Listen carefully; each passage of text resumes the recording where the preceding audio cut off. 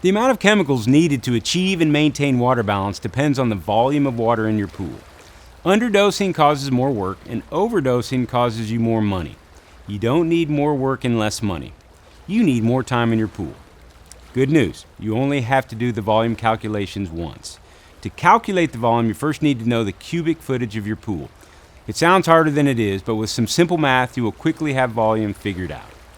The cubic footage is calculated by measuring the length times the width times the depth, and most pools are not one depth, so you need average depth. How do you do that? Measure the depth in the shallow and the deep end, divide by 2. Here's a quick tip.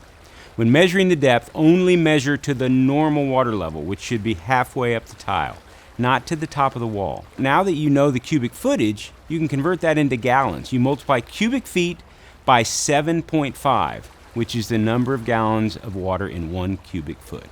To help you determine the volume of your pool, depending on shape, please download and refer to our resource below, and look at the section on how to determine your pool volume. We'll see you in the next video where we'll show you how to test your pool.